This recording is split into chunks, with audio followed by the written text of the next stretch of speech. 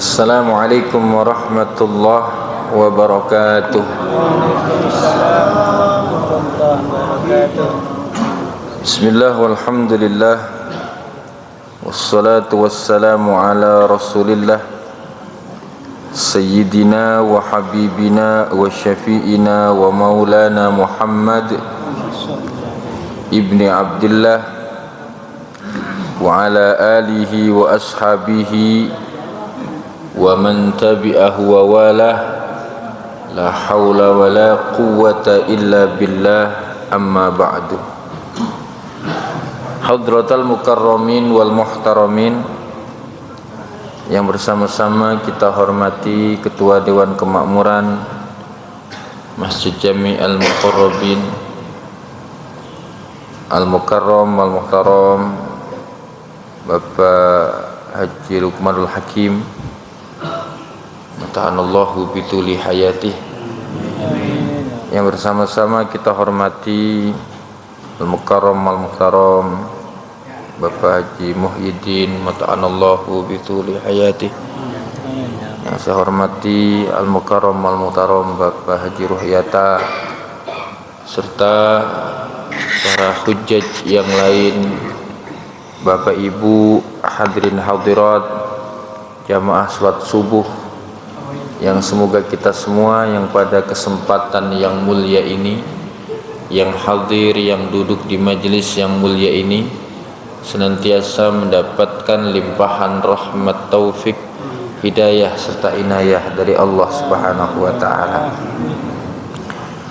Marilah pertemuan kita di subuh yang mulia ini bersama-sama kita awali dengan membaca Ummul Quran suratul Fatihah. Semoga Allah mudahkan segala urusan kita, baik urusan dunia maupun urusan akhirah.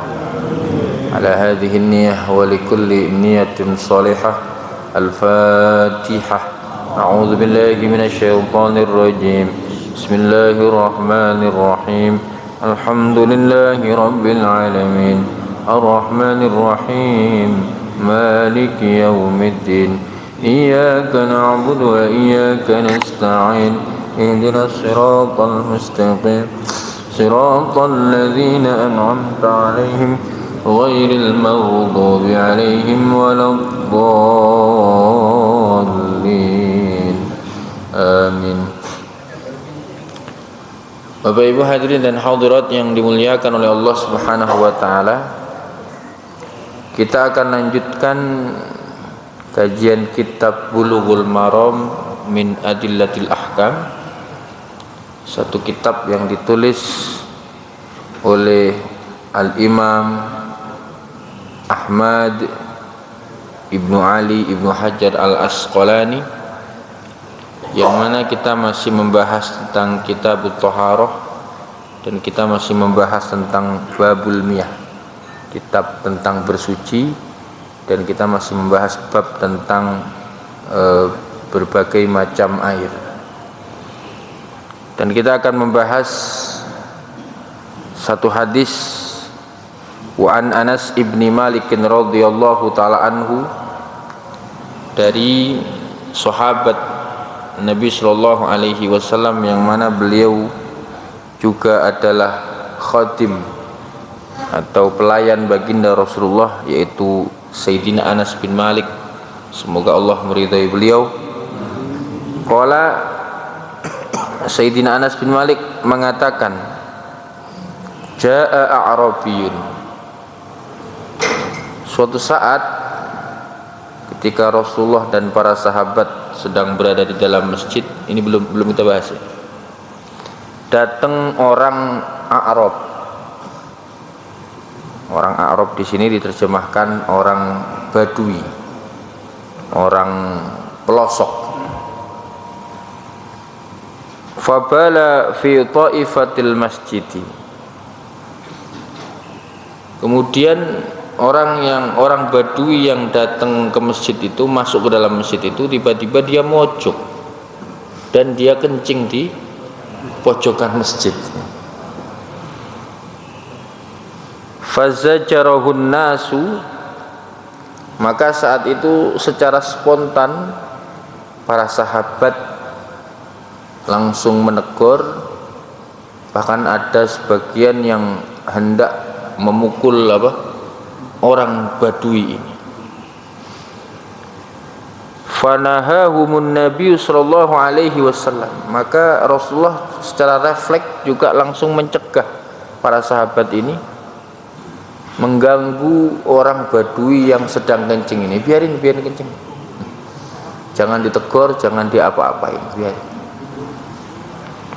Falamma qadha baulahu, maka selesai orang Badui ini kencing, amaran Nabi sallallahu alaihi wasallam bidzanubin min ma'in, Nabi memerintahkan untuk diambilkan satu gayung air, fa uhriqa alaihi, maka kemudian disiram itu bekas kencingnya orang Badui.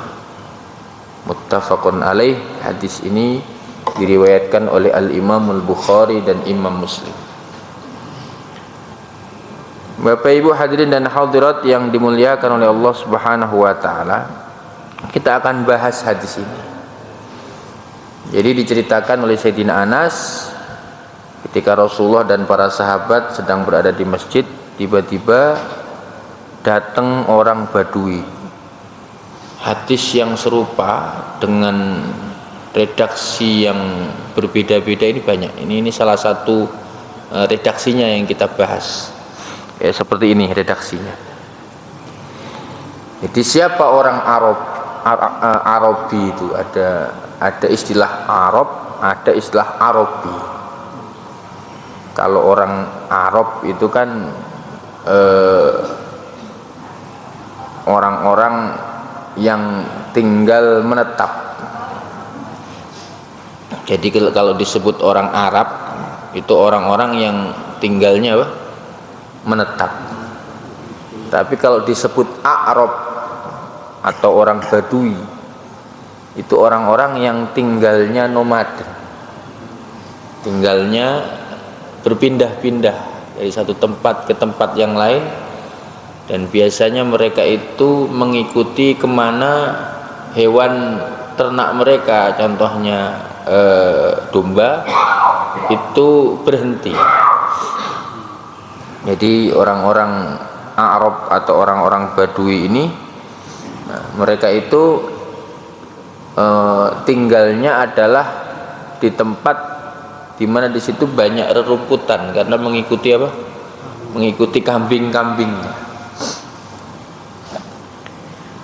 Di dalam Al-Quran itu disebut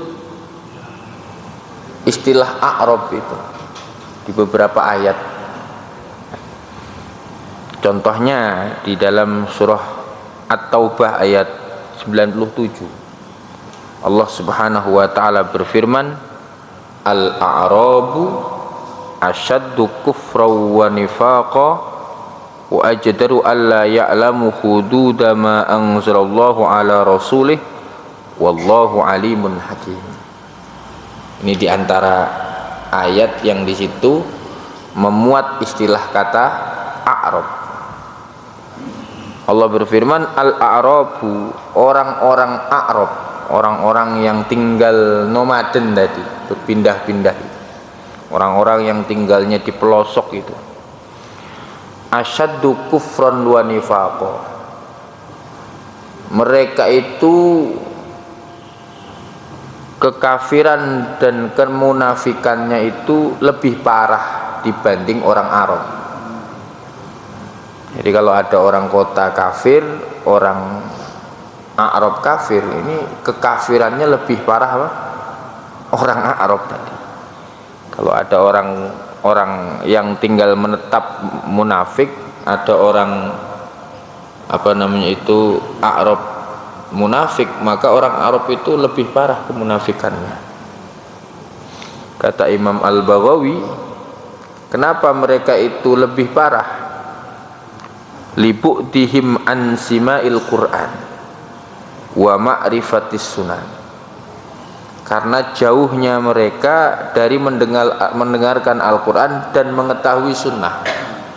Karena intensitas pertemuan mereka dengan Rasulullah itu sangat terbatas sekali, intensitasnya itu sangat jarang sekali mereka bertemu dengan baginda Rasul sallallahu alaihi wasallam, berbeda dengan para sahabat yang memang tinggal menetap di Madinah. Mereka interaksinya dengan Nabi itu sering. Kalau orang Badui ini sangat jarang sekali ketemu Nabi, hanya sekali-kali aja. Maka wa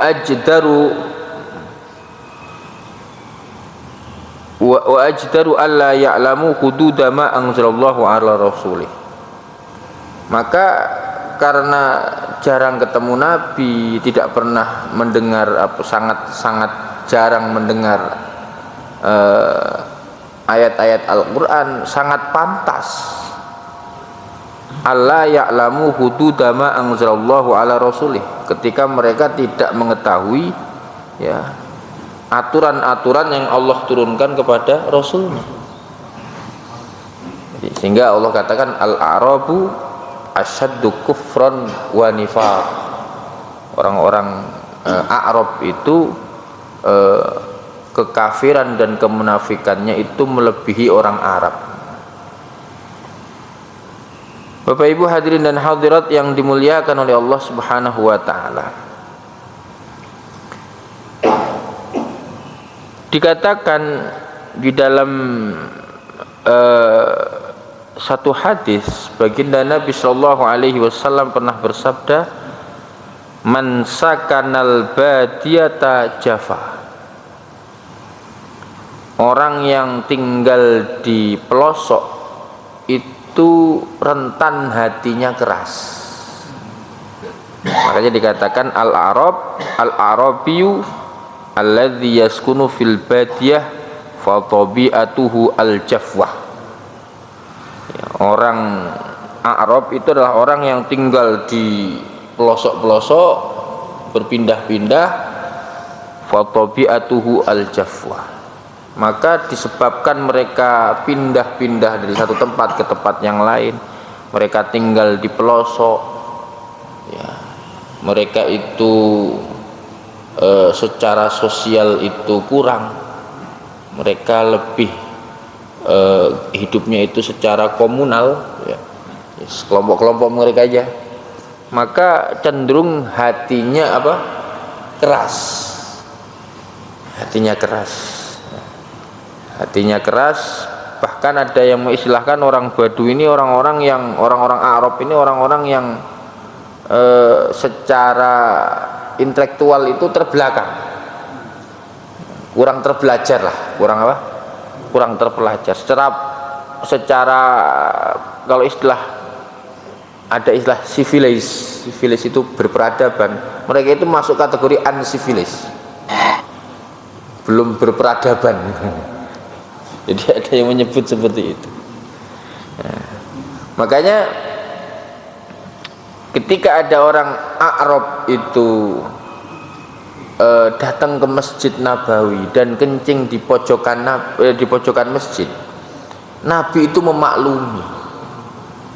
Ya karena mereka itu orang-orang yang secara pendidikan itu terbelakang.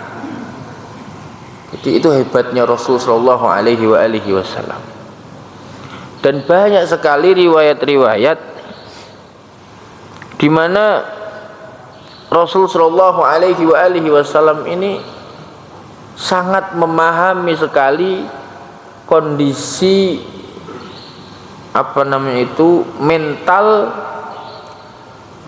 dan kondisi psikologi orang-orang Badui. Hebatnya Rasulullah. Jadi Nabi itu di dalam berinteraksi itu menyesuaikan dengan siapa dia berinteraksi.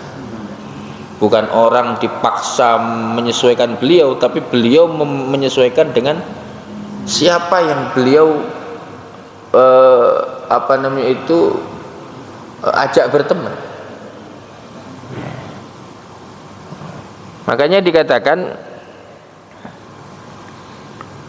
dari Zur bin Hubaish ya, dikatakan ketika Rasulullah bersama para sahabat, idnadahu a'rabiyun bisautin lahu jahrawiyun. Tiba-tiba ketika Rasulullah sedang bersama para sahabat, datang orang Badui, orang Arab tadi, dan dia itu memanggil Nabi Muhammad dengan suara yang apa? Suara yang keras. Ya Muhammad, bukan lagi ya Rasulullah. Ya Muhammad. Padahal dalam Al-Quran itu Allah berfirman, la tajharu sautakum fauqa sautin nabi, la tarfa'u aswatakum fauqa sautin nabi, kan gitu. Jadi kalau kita membaca di dalam Al-Quran Al-Karim itu ada ayat yang berbunyi, ya ayyuhalladzina amanu la tarfa'u aswatakum fauqa sautin nabi wa la tajharu lahu bil qauli kajahri ba'dzikum li ba'din. Wahai orang-orang yang beriman, la tarfa'u aswatakum fauqa sautin nabi, janganlah kalian mengangkat suara kalian, mengeraskan suara kalian di atas suara nabi. Kan itu di dalam Al-Quran begitu. Artinya orang yang suaranya di atas nabi itu berdosa. Makanya dikatakan fa'ajabahu Rasulullah nahwan min sautihi, karena orang Arab itu memanggil Nabi dengan suara yang keras, maka Nabi menjawab dengan suara yang lebih keras. Nabi katakan, haum, sini. Dijelaskan oleh para ulama kenapa Rasulullah itu menjawab dengan suara keras. Ada riwayat yang menyebutkan bahwa karena Rasulullah Shallallahu Alaihi Wasallam itu tidak mau orang Badui itu berdosa. Kalau kita merujuk kepada Al-Quran, Allah itu menyebut Nabi Muhammad itu bil mu'minina raufur rahim. Bil mu'minina raufur rahim. Rauf itu dari kata rifah. Kalau rahim itu dari kata rahmah. Rifah atau ra'fah itu artinya kasih sayang dari seseorang kepada orang lain, bentuk kasih sayang yang wujudnya adalah tidak mau orang itu menderita. Itu namanya ra'fah atau rifah. Makanya kalau Allah itu disebut dengan Ar-Rauf, artinya Allah tidak mau hambanya itu menderita. Berbeda dengan rahmah. Kalau rahmah itu nggak apa-apa kamu menderita, yang penting setelahnya bahagia. Jadi sakit itu kan rahmat, itu sakit, terus umpamanya kita ini gagal apa itu bisa berupa rahmah. Itu bisa maknanya rahmah. Karena ada ayat yang berbunyi inna ma'al usri yusra. Sesungguhnya beserta kesulitan ada kemudahan.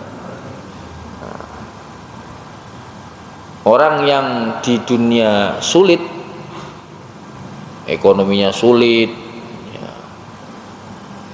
hidupnya sulit, ya, badannya sakit-sakitan, itu nanti di akhirat enak. Nah, makanya dikatakan yang apapun yang menimpa orang mukmin itu rahmat, walaupun itu sangat menyakitkan. Tapi kalau rifah atau ra'fah, ya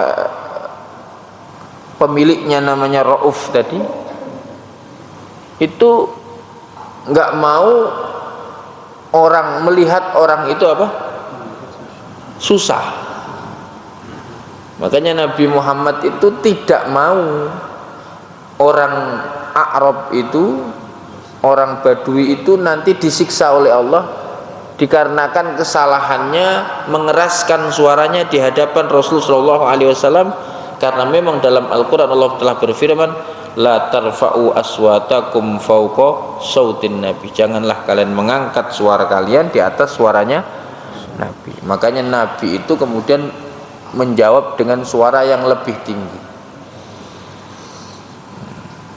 Ketika ditanya, kenapa engkau meninggikan suaramu wahai Rasulullah, Nabi kan tidak terbiasa dengan suara keras. Bahkan kata Siti Aisyah, Nabi itu tidak pernah teriak-teriak. Tapi menarik, ketika berbicara dengan orang A'rab, orang Badui, Nabi itu suaranya tinggi. Alasannya Nabi tidak mau orang Badui itu berdosa dikarenakan meninggikan suaranya di hadapan beliau. Sampai segitunya baginda Rasul sallallahu alaihi wasallam. Nah, ini riwayat sebagai penguat bahwa orang Badui ini orang yang kurang etika. Ya karena tadi itu orang-orang yang ya karena kurang terpelajar, ya mereka itu orang-orang yang eksklusif ya, hanya kumpul dengan kelompok-kelompoknya, sehingga mereka ini kurang etika. Bahkan ketika ada seorang sahabat yang menegur, dikatakan oleh Zir bin Khubais, faqultu lahu waihak ugdud min sautika fa innaka indan nabi sallallahu alaihi wasallam wa qad nuhita an hadza. Kamu itu kalau berbicara di hadapan Nabi, rendahkan suara. Enggak boleh kita itu bersuara keras di hadapan Nabi. Apa kata orang Badui? Faqala wallahi la aqdud.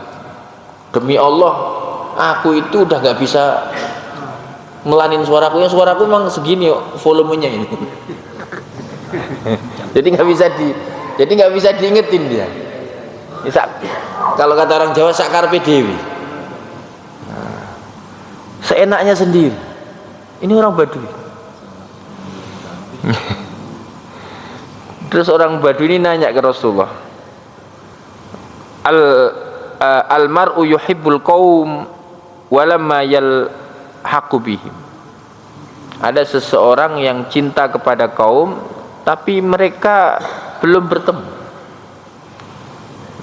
Nabi paham yang dimaksud itu adalah orang-orang Badui di kampungnya itu cinta dengan Nabi, tapi mereka belum pernah ketemu Nabi. Maka Nabi mengatakan almar'u ma'aman ahabba yaumal qiyamah. Seseorang itu akan bersama yang mereka cintai besok, bersama yang dia cintai besok di hari kiamat. Bapak Ibu hadirin dan hadirat yang dimuliakan oleh Allah. Jadi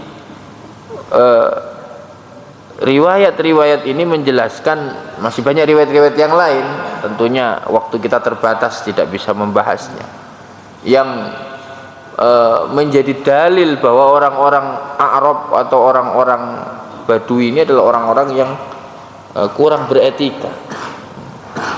Kalau dinasihati ya bahasa gitu, saya bisanya begini udah, saya itu ya begini ini udah, tidak bisa menyesuaikan diri, nggak bisa.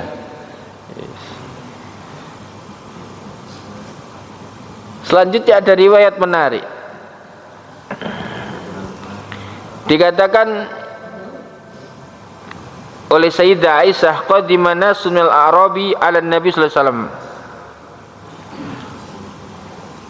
Suatu saat sekelompok orang Arab, atau suatu saat ada seorang Arab, inanya begini, nasunul Arab, ada seorang dari Badui itu menemui Rasul sallallahu alaihi wasallam. Kemudian orang Yahudi ini, orang Badui ini bertanya, atuqabbiluna sibyanakum. Jadi dia nanya ke Rasulullah, wahai Muhammad, apakah kalian itu mencium anak-anak kecil kalian? Jadi Rasulullah itu kan kalau dengan cucu-cucunya seperti Hasan Husain ya, beliau kan sering nyiumin gitu, mencium gitu. Bahkan tidak hanya kepada Hasan Husain, setiap ketemu anak kecil beliau akan gendong dan menciumnya. Ini orang Badui nanya, apakah kalian itu mencium anak-anak kalian? Qalu ya, na'am. Faqalu lakinna wallahi ma nuqabbilu. Ya, jadi saya ulangi lagi, begini redaksinya.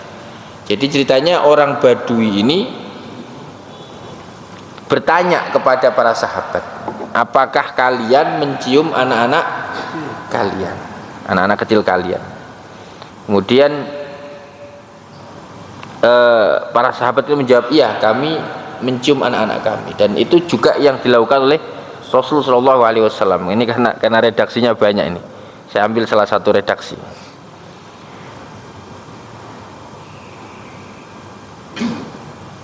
Maka Nabi SAW kemudian menjawab, wa amliku an kanallahu qad naza'a minkumur rahmah. Celakalah kalian jika Allah sampai mencabut rasa kasih sayang dalam hati kalian. Dalam riwayat yang lain Nabi mengatakan, man lam yarham lam yurham. Siapa yang tidak menyayangi maka dia tidak disayang. Jadi ini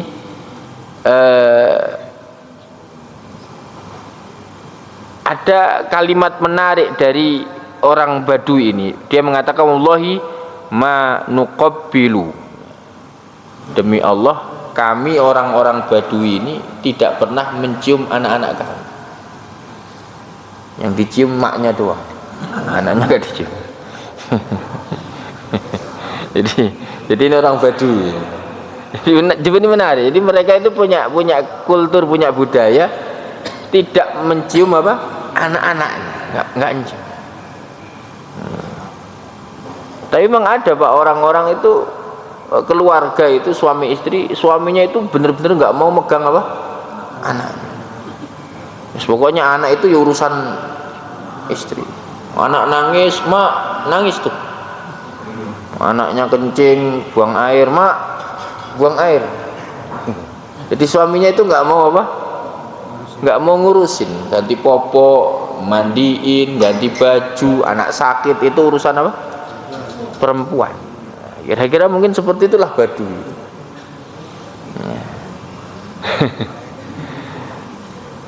Makanya kata Al-Imam Ibnu Katsir ketika saya baca tafsir Ibnu Katsir,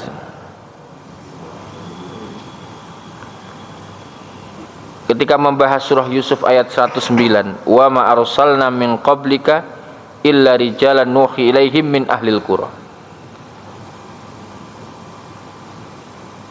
Dan tidaklah kami utus sebelum engkau wahai Muhammad illa rijalan, kecuali laki-laki.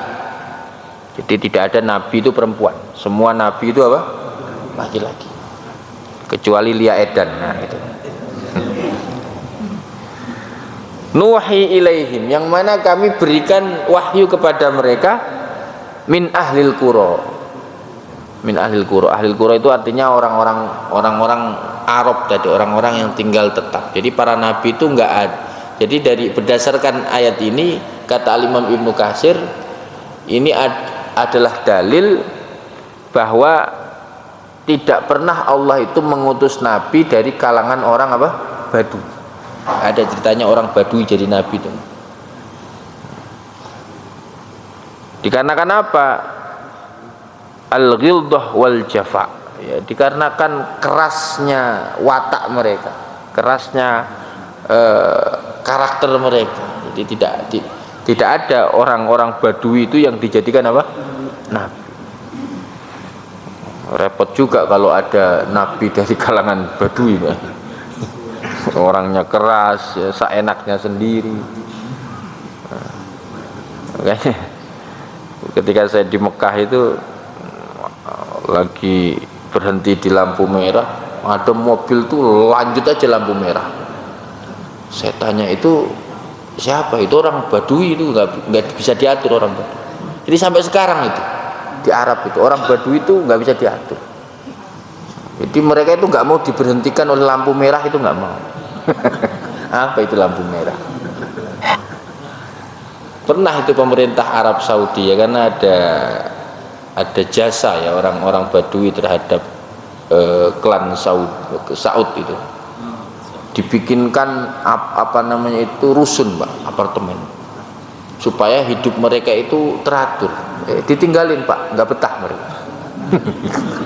Padahal di rusun itu, di apartemen itu lengkap semuanya. Ya, maksudnya pemerintah itu ya biar mereka itu nggak pindah-pindah, tapi yang memang karakter mereka nggak, memang jadi kalau ada istilah free man, orang bebas itu ya orang Badui itu. Sampai sini namanya preman. Jelas ya. Jadi kita membahas tentang Badui ini. Ya, jadi sangat maklum kalau orang Badui itu kencing di pojok masjid, dan Nabi itu memaklumi. Ya, karena memang mereka kurang pendidikan. Ya. Orang Badui ini biasa disebutkan, orang Badui ini tidur di kemah bareng kambing itu biasa. Bayangkan, tiba-tiba bangun terus kencing di pojok kemah itu biasa, pojok tenda. Jadi bagi mereka itu hal normal. Jadi kencing di masjid bagi mereka juga apa? Normal. Dia anggap masjid itu seperti rumah. Makanya kita bahas di sini. Ketika orang Badui itu kencing di pojok masjid, fazajarahun nasu, maka refleks spontan para sahabat, ya karena mereka mendapatkan didikan dari Rasulullah bahwa orang itu jangan sembarangan membuang najis, kira-kira begitu. Maka para sahabat refleks spontan mencegah orang apa? Badui. Ada yang langsung teriak, jangan kencing di situ.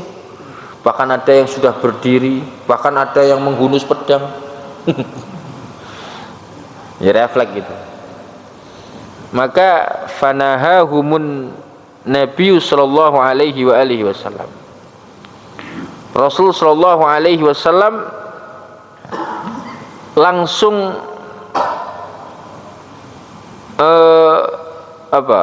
mencegah para sahabat ini mengganggu orang Badui ini.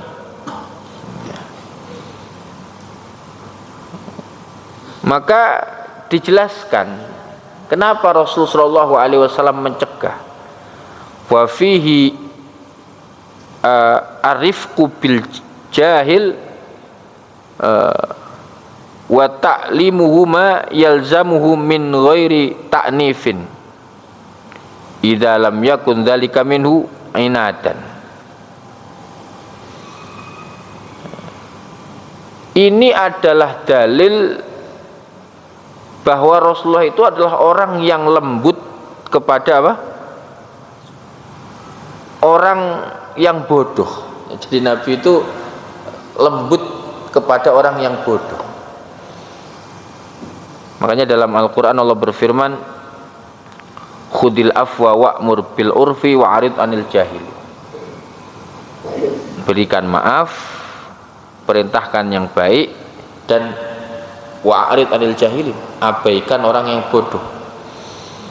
Maksudnya abaikan di sini ada yang menerjemahkan bersikap lembutlah kepada orang yang bodoh.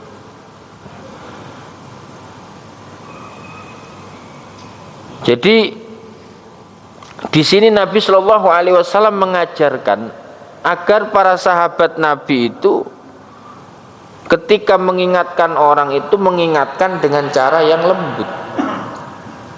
jangan kasar. Makanya dalam surah Ali Imran ayat 159 Allah Subhanahu wa taala itu berfirman, "Fabima rahmatim minallahi lintalahum walau kunta faddan ghalidhal qalbi lang faddu min haulik." Maka dikarenakan rahmat yang Allah anugerahkan kepada engkau wahai Muhammad, lintalahum, engkau menjadi lembut kepada mereka. Walau kunta faddan ghalidhal qalbi, andai kata engkau itu keras, ya, kasar, hatimu keras, lang faddu min haulik, sungguh mereka akan lari dan menyingkir dari hadapanmu. Jadi kenapa dakwah Nabi itu diterima? Bahkan Nabi ini luar biasa. Dalam kurun waktu 23 tahunnya itu merubah Arab dari jahiliyah menjadi Islamiyah. Ya ini karena Nabi modalnya kelembutan. Modal Nabi itu apa? Kelembutan. Bahkan kepada orang Arab ini yang riwayatnya mereka itu kerasnya luar biasa. Banyak sekali riwayat yang menyebutkan keras dan kasarnya mereka. Nabi Shallallahu Alaihi Wasallam mampu bersikap lembut kepada mereka. Makanya disebutkan bapak-bapak yang dimuliakan oleh Allah Subhanahu Wa Taala, setelah peristiwa itu, artinya setelah kejadian Nabi melarang para sahabat itu apa? Mengganggu orang Badui itu. Orang Arab ini kemudian berdoa, Allahumma arhamni wa Muhammadan wala tarham ma'ana ahadan. Ya Allah, memberikan rahmat kepadaku dan Muhammad, kepada yang lain jangan dikasih rahmat. Allahumma arhamni wa Muhammadan wala tarham ma'ana ahadan. Ya Allah, rahmati aku dan Muhammad, ya karena dia yang baik kepadaku, kepada yang lain-lain ini jangan dikasih rahmat. Ini hasil daripada dakwah dengan lembut, ya. Sikap lembutnya Nabi itu membuat orang itu cinta dan sayang kepada beliau, ya, sampai orang Badui yang kasar itu, ya, sampai dia berdoa Allahumma arhamni wa Muhammadan wala tarham ma'ana ahadan. Ya Allah, rahmati aku dan Muhammad, selain aku dan Muhammad jangan dikasih rahmat.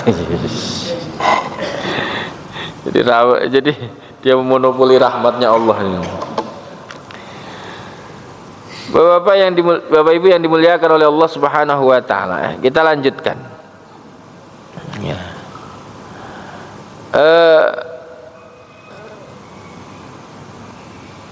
Kenapa Rasulullah Shallallahu Alaihi Wasallam itu melarang para sahabat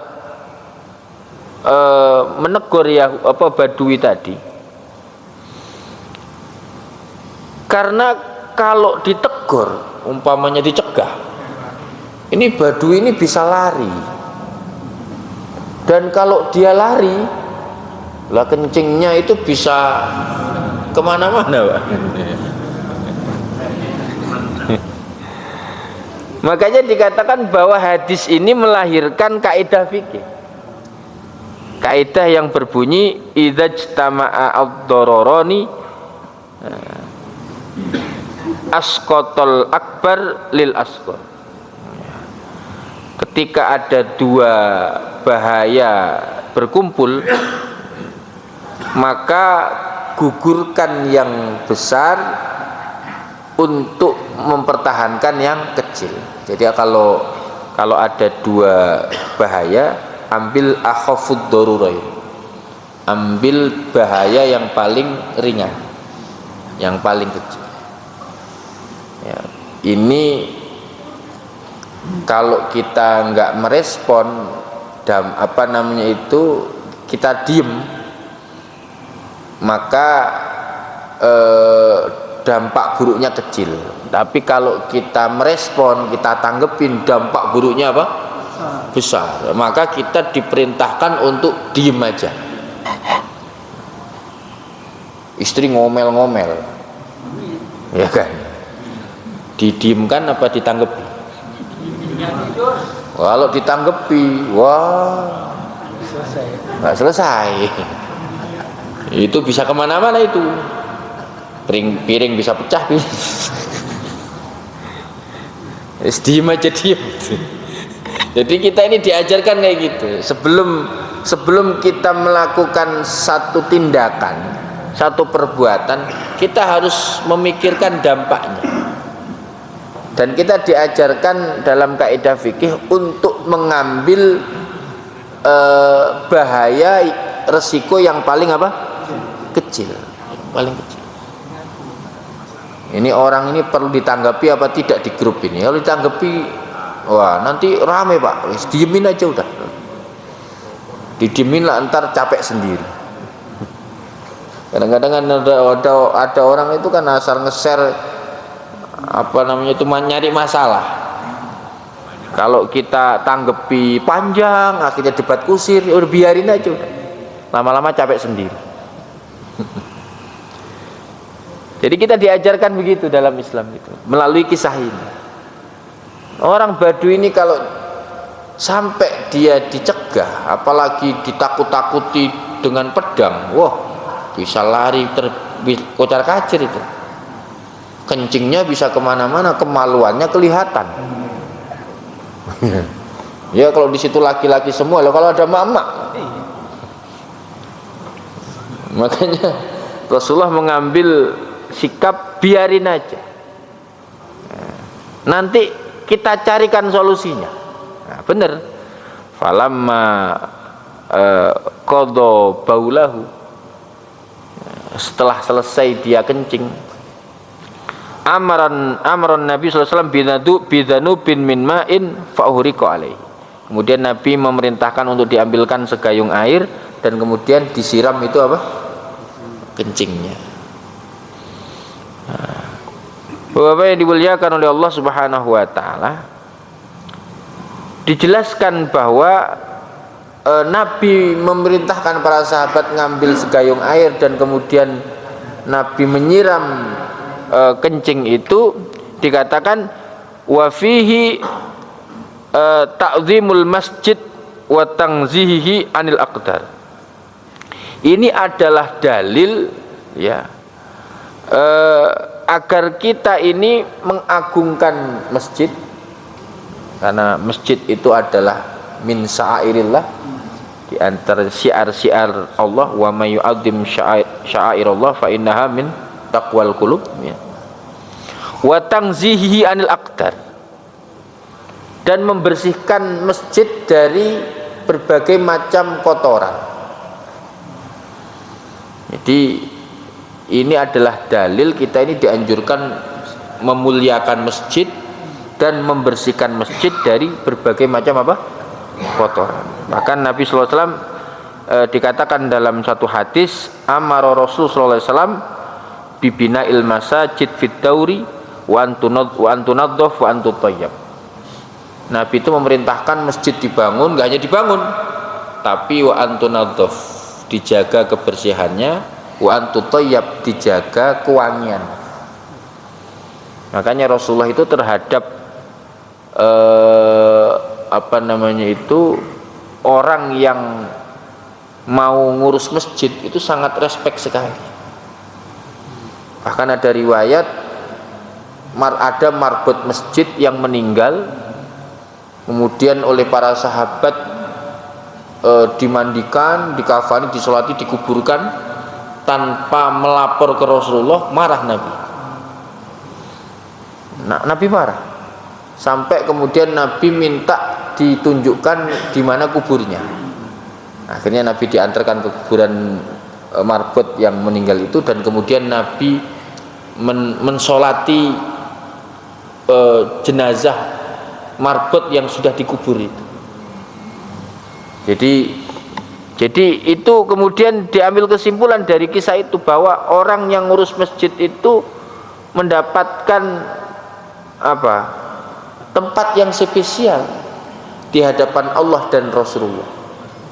Orang yang ngurusin masjid itu, membersihkan masjid, termasuk pengurus masjid. Itulah orang-orang yang mendapatkan tempat spesial di hadapan Allah dan Rasul sallallahu alaihi wasallam. Dan ini adalah dalil ya, bahwa kalau lantai itu terbuat dari pasir, ya, bentuknya pasir atau tanah. Kalau kita kan tanah, kalau di mana di Arab kan pasir. Ya, pasir lah, kalau tanah itu cenderung padat kan, kalau pasir kan enggak. Jadi kalau ada najis di pasir, cara membersihkannya itu adalah cukup dengan disiram. Nanti airnya itu kan nyerap. Maka dengan begitu sudah suci. Dengan begitu sudah apa? Suci. Ya. Walaupun secara logika ya enggak suci. Tapi wis itu aturan agamanya begitu. Aturan agamanya begitu. Ya, pokoknya kalau ada masjid lantainya pasir, makanya ini lantainya bid'ah ini karena tidak sesuai dengan di zaman Nabi. Di zaman Nabi kan lantainya pasir. Kalau Al-Muqarrabin kan lantainya granit gitu kan. Terus ditambahin karpet. Makanya ini jangan dipahami sembarangan hadis ini. Berdasarkan hadis Nabi, kalau ada yang kencing di masjid cukup disiram. Ya tinggal lihat dulu lantai masjidnya terbuat dari apa. Di zaman Nabi itu lantainya terbuat dari apa? Pasir yang diratakan. Makanya tahun berapa itu di Sidoarjo itu ada seorang ustadz namanya Makhrus Ali. Nah, dia itu penggemarnya Syekh Nasir Al-Albani. Bahkan beliau katanya pernah belajar ke Mekah. Jadi sepulang beliau dari belajar itu, dia itu kan dikasih peninggalan oleh orang tuanya berupa musola. Musolanya itu ada keramiknya dicopotin sama dia.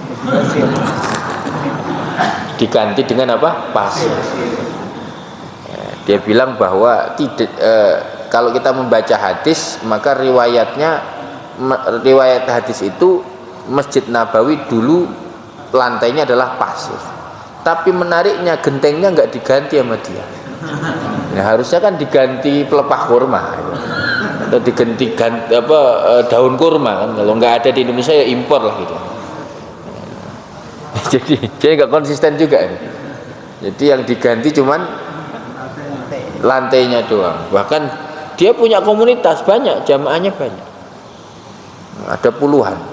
Itu kalau sholat sebagaimana sholatnya Nabi pakai sandal. Nabi kan kalau sholat itu pakai sandal. Di banyak riwayat Nabi sholat itu pakai sandal, bin na'li, menggunakan sandal. Dan jamaahnya itu sholat pakai sandal. Jadi ya pokoknya dia bilang inilah yang sesuai dengan sunnah Rasul Shallallahu Alaihi Wasallam, katanya begitu. Ya, buktinya ya coba aja kalau ke Madinah bapak-bapak masuk Masjid Nabawi pakai sandal, terus bawa hadisnya kan, itu kan kalau di Masjid Nabawi kan di depannya ada yang duduk-duduk itu, syekh itu tugasnya cuma ngawasi ada yang bawa sandal apa enggak.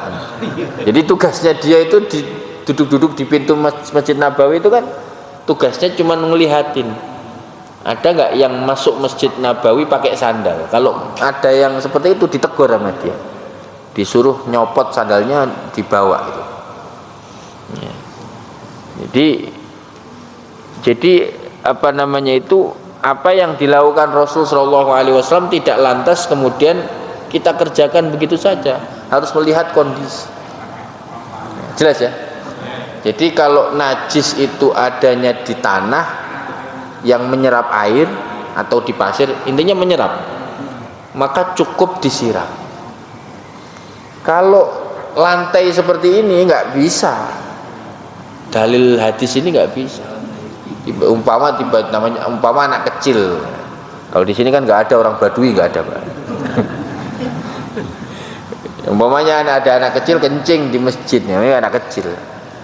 Maka cara membersihkan kencing anak kecil yang ada di masjid itu tidak bisa menggunakan ukuran hadis ini, tolak ukur hadis ini atau pedoman hadis ini, nggak bisa. Karena ini menyangkut lantai yang terbuat dari pasir yang menyerap. Ya. Makanya kalau ada orang kencing di jalan yang masih pasir, maka kalau itu disiram air ya udah suci, kira-kira seperti itu. Jelas ya? Jadi kalau lantai seperti ini tergantung. Kalau lantainya ini di pinggir maka bisa disiram, maka cara membersihkannya disiram. Tapi kalau lantai di tengah seperti ini, umpamanya ada najis di tengah, di lantai tengah seperti ini, maka panduan fikihnya itu pertama, najis ini harus dihilangkan ainiyahnya. Najisnya dihilangkan dulu, diambil dulu najisnya, sehingga berubahlah najis ainiyah menjadi hukmiyah. Apa sih najis ainiyah? Najis yang kelihatan. Kalau najis hukmiyah, najis yang enggak kelihatan. Najis hukmiyah itu cara mensucikannya simpel, disiram atau dipel, kelar udah. Dipel sekali aja udah selesai. Nah, itu kemudahan yang diberikan oleh fikih. Jadi nggak perlu umpamanya ini umpama lantai, Pak, ya kan gede nih, terus ada najis terus disiram, loh ya bisa capek seharian itu, Pak. Jadi ngurusin najis sekecil itu bisa seharian. Makanya solusi fikihnya adalah hilangkan ainiyahnya, rubah menjadi hukmiyah, baru kemudian apa, dipel, udah selesai, udah bersih. Ya, jadi seperti itu. Baik, mungkin ada pertanyaan dari sini, kami silakan.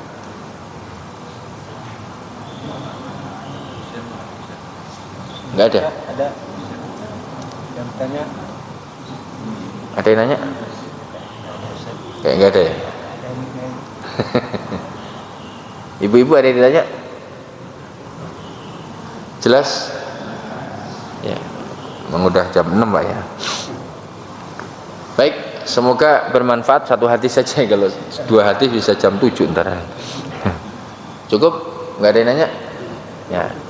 Jadi Bapak Ibu hadirin dan hadirat yang dimuliakan oleh Allah, hadis ini dimasukkan oleh Imam Ibnu Hajar Al-Asqalani di dalam bab air. Ya, artinya air itu bisa membersihkan najis dengan cara cukup menyiramkannya apabila najis itu adanya di pasir atau di tanah yang menyerap, ya. Karena kalau tanah yang diinjak-injak biasanya nggak menyerap itu. Jadi, tanah yang menyerap atau pasir lah yang menyerap itu cukup apa? Disiram. Jadi, kalau di lantai itu ya kita menggunakan ukuran harus hilang warna, rasa dan bau, ya, kalau memungkinkan, ya, kalau memungkinkan. Karena ada najis itu baunya nggak hilang-hilang juga ada. Contoh, ada orang makan jengkol, iya kan, kemudian dia mohon maaf cebok gitu. Udah dikasih sabun masih aja apa, bau jengkol tangannya, makanya dimaafkan.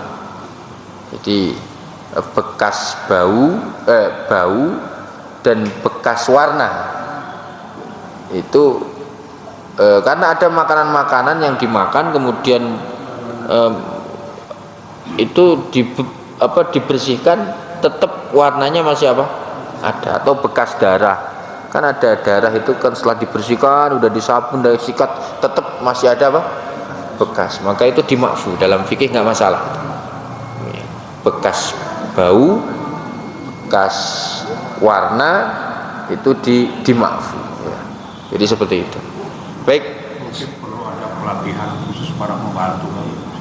Gimana? Pelatihan para pembantu untuk mendidik masalah ini. Oh gitu ya. Iya, karena yang nyuci pakaian sebagainya pembantu. Iya. Kalau semuanya yang kotor, yang najis dengan yang bersih dimasukkan ke mesin cuci. Oh iya benar. Oke. Makanya saya itu kalau di rumah itu nggak ngasih tahu pembantu itu kalau nyuci itu diluberkan dulu. Jadi baju itu taruh di bak, kemudian dikasih air sampai apa? Luber. Sampai luber, sampai mengalir. Air kalau sudah mengalir berarti kan suci. Jadi diucek-ucek yang najis-najis itu ya biarkan mengalir beberapa waktu. Nah, udah suci itu. Suci. Baru kemudian dimasukkan ke mesin cuci. Kalau baju najis, bersih dijadikan satu di mesin cuci, terus diisi air, airnya tidak ada 2 kulah. Kemudian kan nggak mungkin ada 2 kulah itu. 2 kulah itu kan sekitar 200 literan itu kan. Di sini kan juga masuk air keluar, Tapi kan keluarnya nggak masuk dan keluar. Dia masuk dikumpulkan dulu baru keluar.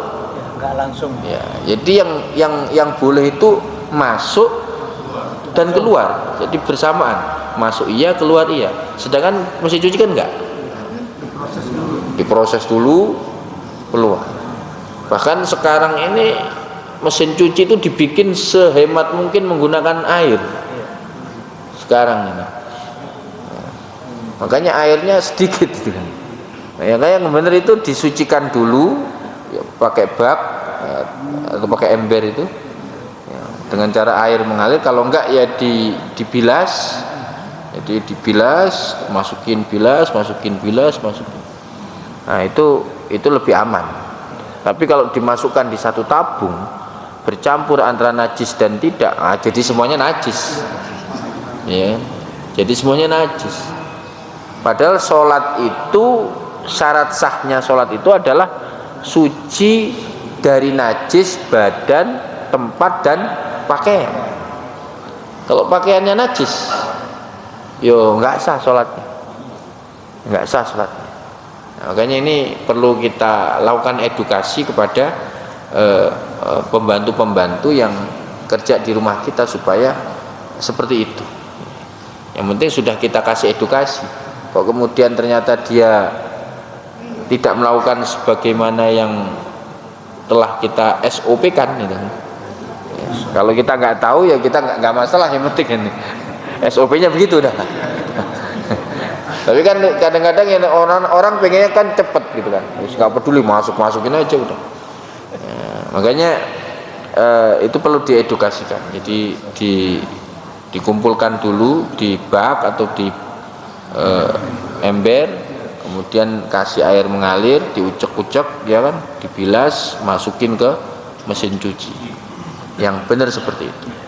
Makanya saya kalau bawa ke laundry itu saya pilah menjadi 2. Jadi di rumah saya itu ada 2 keranjang. Ada keranjang baju najis, ada keranjang baju suci. Yang baju najis saya bilas dulu. Nanti saya bawa ke laundry itu 2. Ada yang kering, ada yang basah. Di situ dipisah, dicampur nggak masalah, karena sudah suci. Kira-kira seperti itu.